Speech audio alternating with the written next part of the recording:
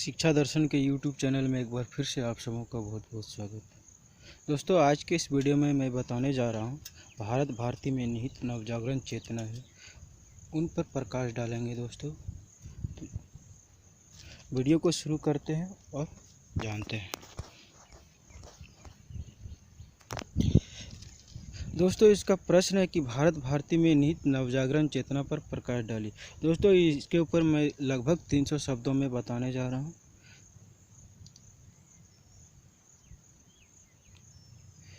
हिंदी कविता में नवजागरण चेतना का ठोस अभिव्यक्ति द्विवेदी युगीन कविता में होनी आरंभ होती है और इसका सबसे प्रबल स्वर मैथिली शरण गुप्त के काव्य में सुनाई देता है।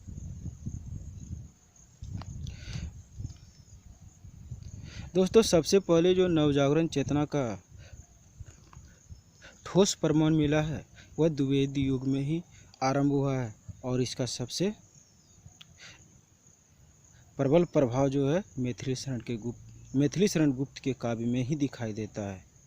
इस स्वर का प्रथम सशक्त उदाहरण उनका काव्य भारत भारती है, जो नवजागरण की विभिन्न विशेषताओं स्वचेतना, आत्मलोचन, यथार्थ बोध, अतीत के उज्जवल पक्षों के प्रति गौरव भावना, प्रगतिशील चेतना आदि को अपने भीतर धारण करता है।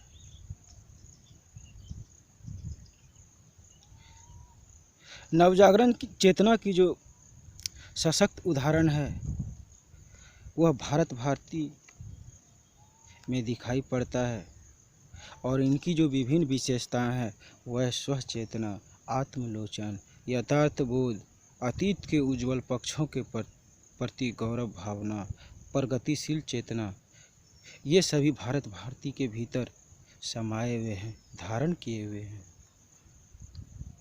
भारत भारती 3 खंडों अतीत खंड, वर्तमान खंड तथा भविष्य खंड के माध्यम से मैथिली शरण गुप्त थे। भारत भारती के 3 खंड हैं, अतीत खंड, वर्तमान खंड और भविष्य खंड।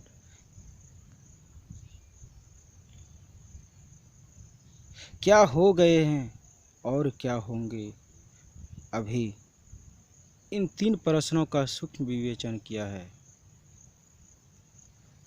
इन तीनों खंडों में क्या हो गए हैं और क्या होंगे अभी, इन 3 प्रश्नों का बहुत ही सूक्ष्मता के साथ विवेचन किया गया है।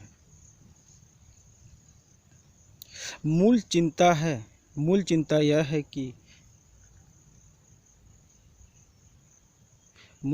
यह है कि अतीत इतना गौरवपूर्ण है, वही आज इतना दुर्दशाग्रस्त क्यों है।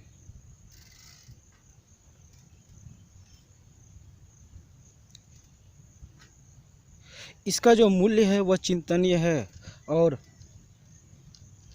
इसका अतीत गौरवपूर्ण है, गौरव से भरा हुआ है, और इसका आज जो इतना दुर्दशा क्यों हो रहा है। अतीत खंड में मैथिली शरण गुप्त ने भारतवर्ष के प्राचीन काल में ज्ञान और सभ्यता के विकसित रूप, सांस्कृतिक मूल्यों की उत्कृष्टता और विभिन्न स्तरों पर संपन्नता को रेखांकित किया है। अतीत खंड है, इनमें जो मैथिली शरण गुप्त हैं उन्होंने भारत भारती में भारतवर्ष के जो प्राचीन ज्ञान, सभ्यता, उनके विकसित रूपों को, संस्कृति मूल्यों को उजागर करने के लिए विभिन्न स्तरों पर अपने संपन्नता को रेखांकित किया है। संपूर्ण देशों से अधिक किस देश का उत्कर्ष है।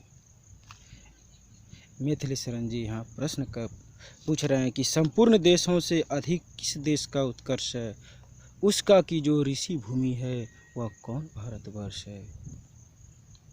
वह भूमि है जो ऋषि की भूमि है, वह भारत कौन सा है।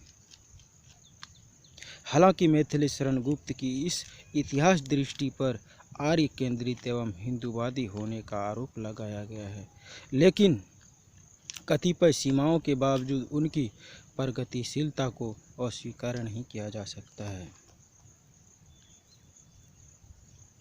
यहाँ पर इतिहासकारों ने मैथिली शरण जी के गुप्त को आर्य केंद्रित और हिंदूवादी कहते हुए आरोप लगाए हैं, लेकिन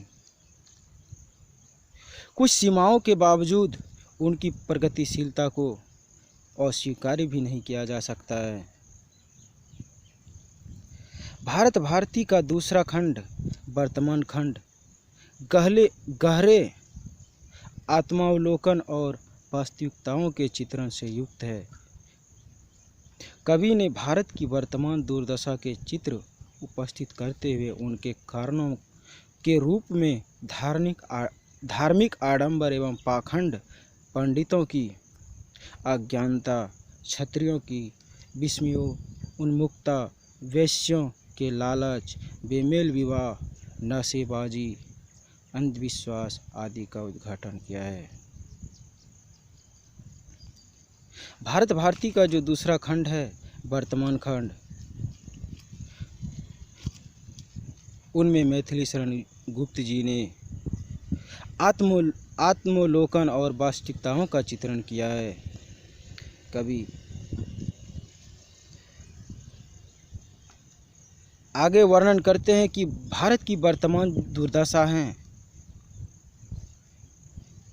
उनके चित्र को उपस्थित किए हैं और उनके कारणों के रूपों को भी धार्मिक आडंबर, पाखंड, पंडितों की अज्ञानता, क्षत्रियों की विस्मयों, उन्मुक्ता, वैश्यों के लालच, बेमेल विवाह, नशेबाजी, अंधविश्वास आदि को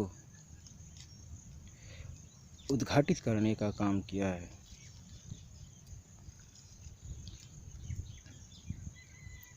शामिल करने का काम किया है। इसके साथ ही उनकी दृष्टि अंग्रेज़ों की आर्थिक शोषण की नीति, देश विरोधी शिक्षा नीति, किसानों की दुर्दशा आदि पर भी गई है। इसके अलावा मैथिली शरण गुप्त जी ने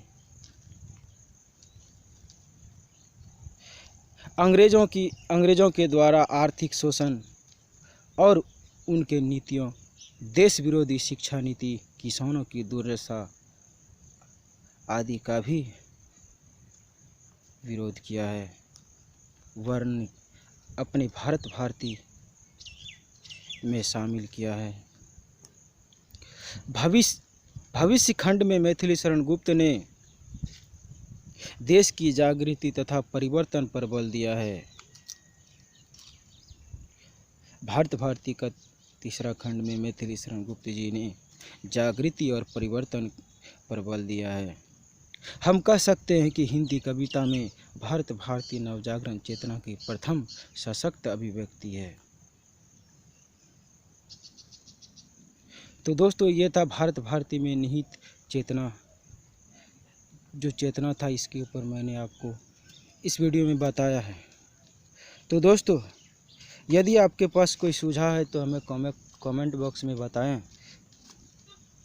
यदि आपके पास कोई प्रश्न भी है तो आप हमें कमेंट कीजिए, मैं उसके ऊपर वीडियो बनाने की कोशिश करूँगा। आज के इस वीडियो में इतना ही, फिर मिलते हैं अगले वीडियो में। तब तक के लिए धन्यवाद।